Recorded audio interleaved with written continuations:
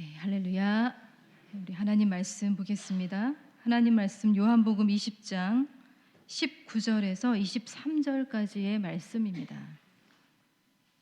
19절에서 23절까지의 말씀을 함께 합독하시도록 하겠습니다. 시작. 이날 곧 안식 후 첫날 저녁 때에 제자들이 유대인들을 두려워하여 모인 곳의 문들을 닫았더니 예수께서 오사 가운데 서서 이르시되 너희에게 평강이 있을지어다. 이 말씀을 하시고 손과 옆구리를 보이시니 제자들이 주를 보고 기뻐하더라. 예수께서 또 이르시되 너희에게 평강이 있을지어다. 아버지께서 나를 보내신 것 같이 나도 너희를 보내노라. 이 말씀을 하시고 그들을 향하사 숨을 내쉬며 이르시되 성령을 받으라. 너희가 누구의 죄든지 사하면 사하여질 것이요 누구의 죄든지 그대로 두면 그대로 있으리라 하시니라. 아멘. 네. 여기 예수님의 제자들이 한 곳에 모여 있습니다. 아마 그곳은 얼마 전 최후의 만찬이 열렸던 곳이었습니다. 부활하신 주님을 만난 자들의 몇몇이 증언을 했었지만 여전히 이 제자들에게는 두려움이 가득했습니다. 두려움, 여러분, 두려움이라고 하는 이 감정, 그들을 한 곳에 모이게 한 것은 바로 이 두려움이라는 감정 때문이라고 20장 19절의 말씀은 이렇게 시작을 하고 있습니다. 이날 곧 안식 후 첫날 저녁 때에 제자들이 유대인들을 두려워하여 모인 곳의 문들을 닫았더니, 두려워하여 모인 곳이라고 말하고 있습니다. 그들은 두려움 가운데 움츠러들어 있었습니다. 그리고 문들도 굳게 닫혀져 있었습니다. 그러나 그들은 한때 뿔뿔이 흩어졌던 자들이었습니다. 예수님의 끔찍한 고난과 이 죽음을 목격한 그들은 살기 위해서 여기저기 흩어져 있었습니다. 그런 그들을 다시 모이게 한 것은 바로 이 두려움이었습니다. 유대인들에 대한 두려움. 그들이 예수님을 죽인 것처럼 자신들도 죽일 수 있다는 그 두려움이 그들을 모이게 했고, 이 두려움이 모인 곳의 문들을 굳게 닫아두게 했습니다. 네, 두려움이 그렇습니다. 여러분, 두려움은요, 이렇게 사람들을 모이게 할 수도 있고요, 사람들을 흩어놓게 하기도 합니다. 모인 사람들은 더 모이게 해서 모인 곳을 닫게 하고 닫힌 문을 더 단단하게 해서 굉장히 폐쇄적이고 꽉 막힌 공동체로 만들 수 있는 것이 바로 이 두려움이라고 하는 감정이에요. 이것이 바로 두려움이 가지고 있는 힘이기도 합니다. 이 힘을 어떤 자들은 굉장히 유용하게 사용하기도 합니다. 지난주 주일에 우리가 들었던 말씀 가운데 시몬이라고 하는 이 마술사 시몬이라고 하는 이 사기꾼도 마찬가지입니다. 그도 이 두려움이라고 하는 이 감정을 이용해서 자신의 사람들을 자신에게로 집중시키려고 했고 자신의 세력을 키우려고 했었습니다. 그리고 수많은 이단과 사이비 종교들도 이 두려움이라고 하는 이 감정을 사용합니다. 자, 이 땅의 수많은 종교들은 어느 정도 이 두려움이라고 하는 감정을 이용해서 자신의 기반을 확장시키려고 하죠. 그러나 복음은 그렇지 않습니다. 실체가 없는, 형체가 없는 이 두려움의 허상을 완전히 무너뜨리는 것이 바로 복음입니다. 가짜가 아니라 진짜를 보게 하는 것이 바로 복음이에요. 두려움이 아니라 진짜 샬롬, 그러니까 피로 이루어진 그 샬롬을 선포하는 것이 바로 복음입니다. 바로 그곳에 두려움이 가득하고 문들이 다 닫힌 그곳 한가운데 샬롬이 울려 퍼집니다. 부활하신 주님의 음성이 또렷이 그곳 가운데 선포되었습니다. 너희에게 평강이 있을지어다. 네, 너희에게 평강이 있을지어다. 주님이 오셨습니다. 두려움보다 더 크신 주님이 그 두려움을 뚫고 그들 한가운데 들어오셨습니다. 이 19절의 이 중앙 부분에 이런 말씀이 있어요. 모인 곳에 문들을 닫았더니 예수께서 오사라고 되어 있습니다. 여러분, 그들의 닫힌 문도 두려움도 주님의 오심을 막을 수 없었습니다. 주님이 뚫지 못할 두려움의 문은 없습니다. 주님의 오심을 막는 어떤 힘도 어떤 권세도 어떤 공간도 어떤 시간도 없습니다. 혹시 우리 주변에 그런 자들이 있는지 모르겠습니다. 여러 가지 상황 앞에서 두려움으로 움츠러들고 또 마음의 문이 굳게 닫혀져 있는 그런 분들, 만약에 그런 분들이 있다면 부활의 주님이 우리 제자들을 찾아가신 것처럼 그들에게도 찾아가 주시기를 우리는 간절히 기도해야 될 것입니다. 그곳에 오셔서 찾아가셔서 그 한가운데 너에게 평강이 있을지어다 그렇게 선포해 주시기를 함께 기도했으면 좋겠습니다. 자, 예수께서 오사, 자, 말씀은 또 계속 이렇게 이어지고 있습니다. 예수께서 오사 가운데 서서 이르시되, 네, 우리 주님이 오실 때 우리 주님은 우리 한 가운데 오시는 분이셔야 합니다. 우리의 모퉁이, 우리의 주변 언저리가 아니라 우리 한 가운데, 우리 중심에 오셔야 되는 분이십니다. 주님이 우리의 중심이 되셔야 마땅해요. 그들 한가운데 오셔서 선포하시는 주님의 말씀을 우리도 귀를 기울여 드려야 될 것입니다. 그 말씀이 그곳 한가운데에서, 그 중심에서 선포되었듯이 우리 한가운데, 우리 공동체 한가운데서도 선포되어야 할 것입니다. 너희에게 평강이 있을지어다. 우리 옆에 계신 분에게 한번 인사해 주실까요? 당신에게 평강이 있을 것입니다. 네.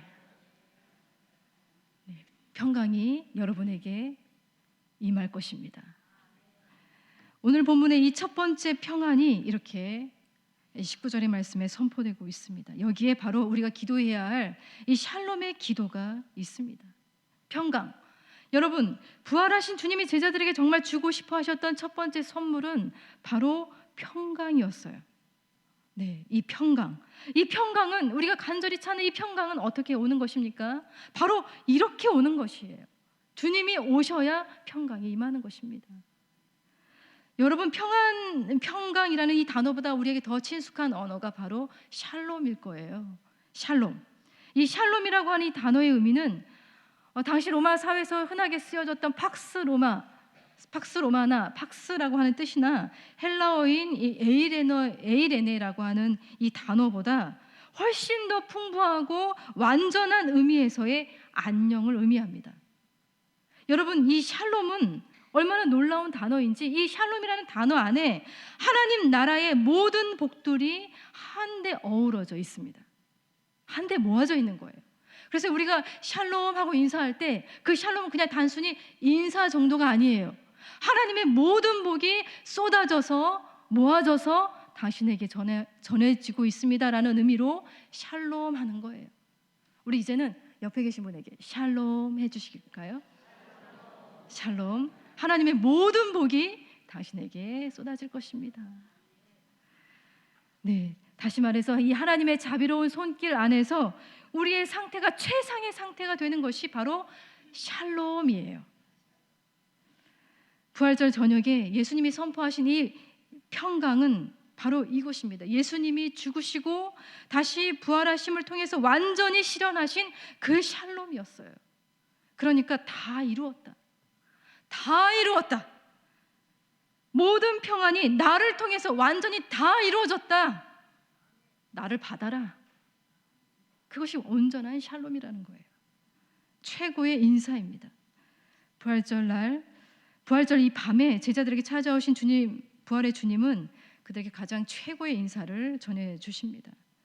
모든 종류의 두려움을 다 깨트리고 굳게 닫힌 이 마음의 문 밑장을 열게 하신 이 주님의 샬롬이 우리의 삶 도처에, 우리 세계 곳곳에 울려 퍼지기를 소망합니다. 우리의 기도가 이러한 샬롬을 실현시키는 도구가 되기를 또한 소망합니다. 그래서 모든 종류의 두려움을 깨트리고 모든 마음의 그 문의 빗장을 풀어버리고 닫힌 문을 열어서 하나님의 모든 복들이 쏟아 들어와서 조화롭게 어우러지는 이 샬롬의 이 최상의 상태가 이 땅에, 우리나라에 가득하기를 축복합니다. 이 첫 번째 샬롬이 선포되고 예수님은 제자들에게 자신이 누구인지 보여주고 계십니다. 그들이 만나고 있는 분이 유령이 아니라 허상이 아니라 환상이 아니라 환영이 아니라 정말 예수님 그분이시라는 것을 확신시켜주고 계십니다. 20절의 말씀을 보시면 이렇게 나와 있죠. 이 말씀을 하시고 손과 옆구리를 보이시니, 네, 그들은 두 눈으로 피 흘리셨고 아프셨던 주님의 몸을 확인하고 있어요. 그 흔적을 목격을 하고 있습니다. 부활하신 주님의 그 몸은 못 박힌 몸이었고 창에 찔리신 몸이었고 상처 입으신 몸이었어요. 예수님은 그분이 입으신 상처로 제자들에게 그분 자신의 확실함을 보여주고 계십니다. 여러분, 저는 이 말씀을 묵상하다가 이런 생각이 들더라고요. 상처라고 하는 것이 참 그 사람이 어떤 사람인지를 보여주는 흔적이라는 생각이 들었어요. 여러분, 상처로 그 누군가를 안다는 것은 정말 중요한 일이라는 생각이 듭니다. 우리 몸에도 사실 여러 상처가 있죠. 여러 흔적이 있습니다. 그 상처는 우리의 몸에도 있지만 사실 우리의 마음에도 있습니다. 그 상처의 흔적들을 아주 세밀하게 다 살피시고 아시는 분은 오직 우리 주님이십니다. 우리의 상처 입은 몸과 마음을 우리 주님은 늘 확인하시면서 우리에게 다가오셔서 우리를 위로하시고 우리에게 진정한 샬롬을 선포해 주시는 분이십니다. 그 주님을 여러분 매 순간마다 여러분 삶의 자리에 모시기를 바랍니다. 주님이 주시는 그 샬롬으로 우리의 몸과 우리의 마음도 완전히 다시 회생이 되고 다시 부활하는 능력을 입게 될 것입니다. 제자들은 이 그분의 흔적을 보고서야 주님이심을 확인하게 되고 확신하게 되고 기뻐하게 됩니다. 그래서 말씀은 이렇게 이어지고 있습니다. 20절의 말씀은 이 말씀을 하시고 손과 옆구리를 보이시니 제자들이 주를 보고 기뻐하더라. 두려움이 어느새 기쁨으로 이렇게 전환이 되고 있습니다. 여러분, 기쁨도 이렇게 찾아오는 거예요. 이 기쁨은 우리가 억지로 만들어낼 수 있는 것이 아닙니다.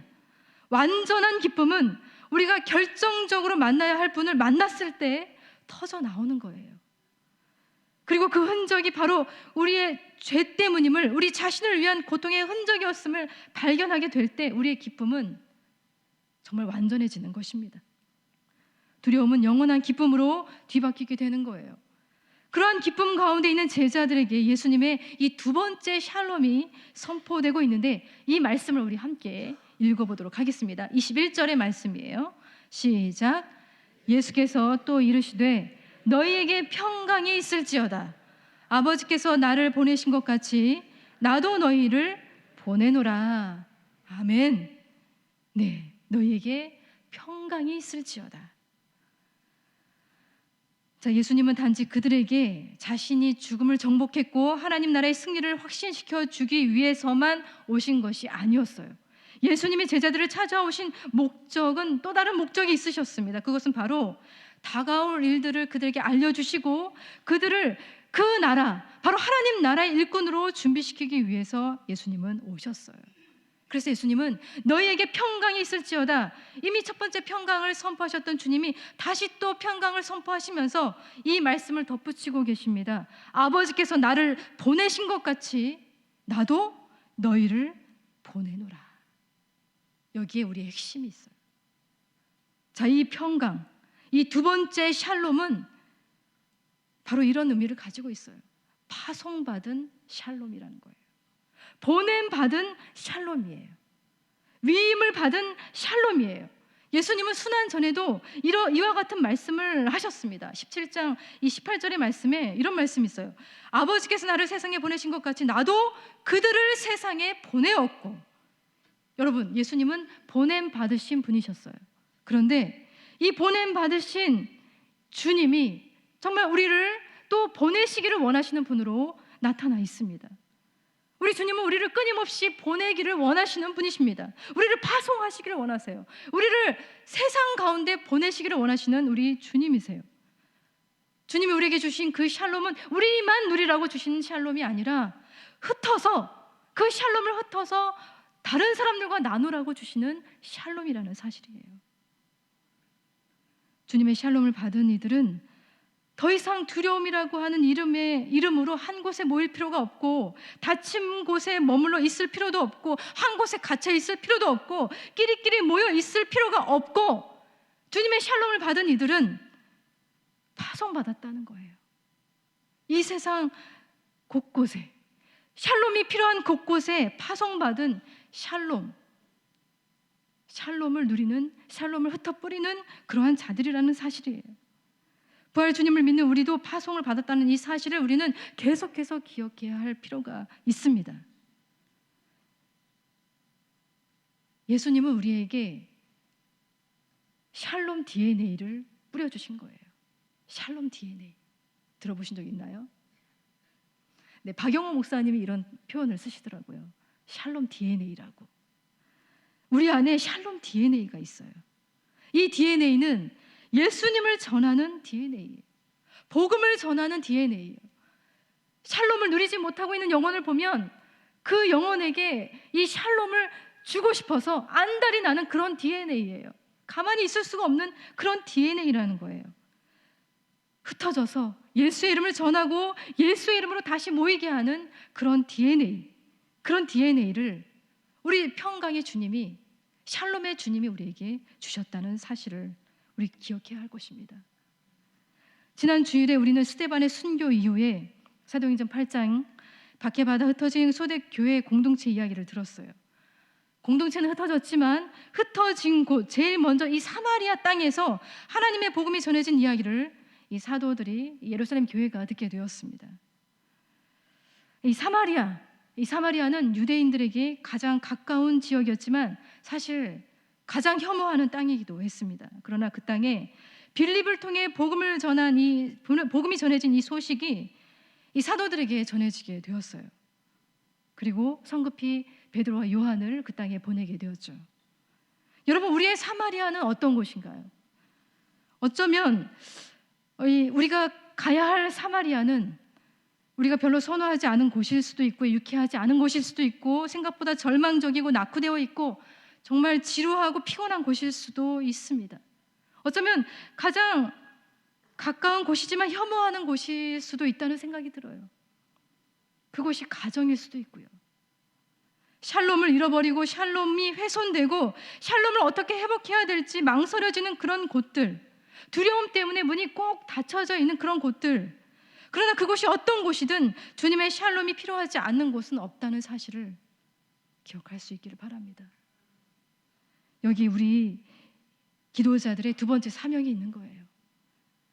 우리가 세계 곳곳을 돌아다니면서 평화를 전하지 못해도 우리의 기도는 세계 곳곳을 누리면서 온 우주의 하나님께 샬롬의 기도를 올려드릴 수가 있습니다. 이 땅에 억압받는 자들을 위해서, 가난한 자들을 위해서, 고통받는 그 땅을 위해서 우리가 간절히 샬롬의 기도를 할 수 있기를 소망합니다. 올해로 한 104세가 되시는 연세대의 김형석 명예 교수님이 계시는데요. 이 교수님이 젊은 시절에 미국에 체류하던 그 시절 유엔 본부를 견학한 일이 있으셨다고 합니다.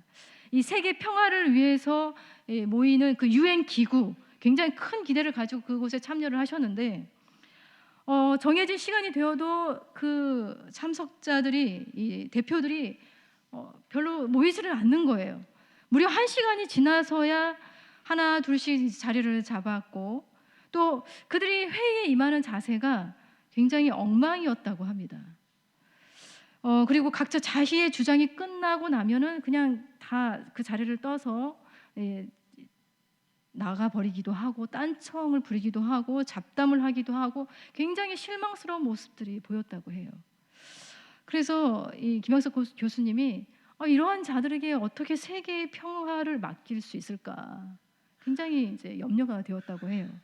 굉장히 무거운 마음으로 그날 이제 집으로 돌아왔는데 한 농부가 자신을 이제 저녁 식사에 초대를 해서 그 농부의 집에 가서 조촐한 그 식탁 앞에 함께 있었는데, 그 농부가 이제 식사를 하기 전에 기도를 했다고 해요. 이런 기도를 했다고 합니다. 하나님, 우리에게 양식을 주셔서 감사합니다. 그리고 김 교수의 나라인 한국을 하나님 지켜주시고 평화를 주시옵소서.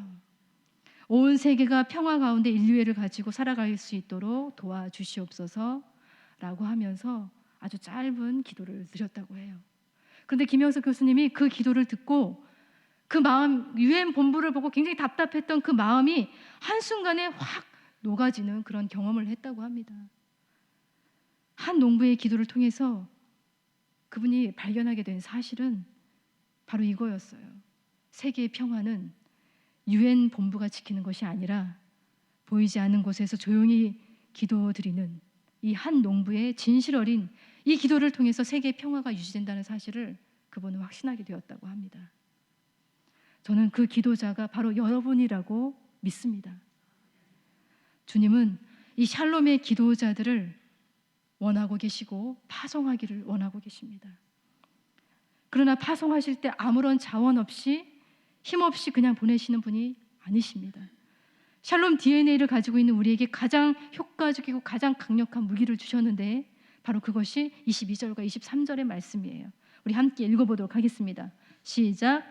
이 말씀을 하시고 그들을 향하사 숨을 내쉬며 이르시되 성령을 받으라. 너희가 누구의 죄든지 사하면 사하여질 것이요 누구의 죄든지 그대로 두면 그대로 있으리라 하시니라. 아멘. 네, 이 말씀은 사도행전 오순절 사건의 요한복음 버전이에요. 예수님이 불어넣으시는 그 숨, 그리고 성령을 받으라고 하는 이 말씀, 여러분, 성령님이야말로 우리 안에서 샬롬을 창조하시고 샬롬을 완성하시고 사람의 죄와 용서를 관장하시는 그런 분이십니다. 사실 우리의 샬롬을 가장 잘 깨트리는 자는 누구인가요? 우리 자신의 죄예요. 죄. 샬롬의 사명을 쉽게 소멸시키는 자도 누구인가요? 우리가 용서하지 않는 우리의 마음이 바로 그렇습니다. 우리가 용서하지 않고 용서 받아주지 않고 하는 이 마음이 샬롬을 깨트리는 거예요. 그래서 우리에게는 성령님이 필요합니다. 예수님의 숨이 우리 안에 계속해서 불어넣어져야 합니다. 성령님은 우리 가운데 계셔서 주님의 샬롬을 지키고 보존해 주시면서 때로 우리로 하여금 용서하게도 하시고 용서받게도 하시고 그 용서 안에서 성장하게 하시는 분이 바로 우리 성령님이세요. 성령을 받으라 명령하시는 우리 주님이십니다. 성령님을 사모하시길 바랍니다. 그 성령님을 누리시길 바랍니다. 성령의 능력으로 이 샬롬의 기도자로 우리 주변을, 우리 곳곳을, 세계 곳곳을 기도로 그곳에 가서 그곳에 샬롬을 선포하면서 함께 기도했으면 좋겠습니다. 그래서 두려움의 문을 제치고 정말 두려움 가운데 샬롬을 누리지 못하는 모든 땅이 우리의 기도를 통해서 회복될 수 있는 놀라운 역사가 나타날 수 있도록 이 시간에 함께 기도했으면 좋겠습니다. 우리에게 샬롬의 소망과 비전을 주시는 하나님, 우리 한가운데 샬롬을 선포하여 주시옵시고 그 샬롬으로 우리를 세상에 보내시기를 원하시는 주님, 우리가 있는 그곳에 주님의 샬롬이 또한 전해질 수 있기를 소망합니다. 우리가 기도한 그곳에 주님의 샬롬이 성취되기를 간절히 원합니다. 우리가 기도하지 못한 곳곳에도 포기할 수 없는 주님의 샬롬이 전해질 수 있도록 인도하여 주시옵소서. 두려움과 외로움 가운데 숨을 쉴 수조차 없는 자들에게 주님 찾아가 주셔서 샬롬을 선포하여 주시옵시며 주님의 숨이 불어넣어지게 하여 주시옵시며 성령으로 다시 회생하며 일어날 수 있는 일들이 나타나게 하여 주시옵소서. 이 세상의 평화는, 이 세상이 주는 평화는 너무나도 유한하지만 오직 주님이 주시는 그 평안만이 온전하고 완전함을 우리가 기억하며 우리가 샬롬의 기도자로서의 거룩한 사명을 멈추지 않고 계속해서 감당할 수 있도록 도와주시옵소서. 예수님의 이름으로 기도드립니다. 아멘.